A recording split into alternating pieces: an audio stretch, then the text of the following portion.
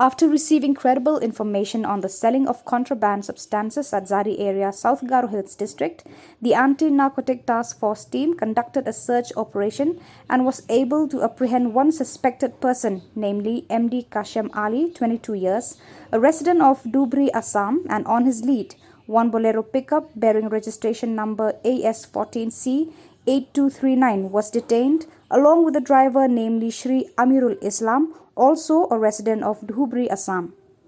On thorough search of the vehicle, 500 bottles of the banned substance Fencidril were recovered and seized accordingly, and a case has been registered under the Nongal Bibra PS case number 0303-2022 under section 22C-29 of the NDPS Act. IPS officer of South Garo Hills, Shri Rituraj Ravi, said that the police team have been able to apprehend the people involved in the connection of smuggling the drugs.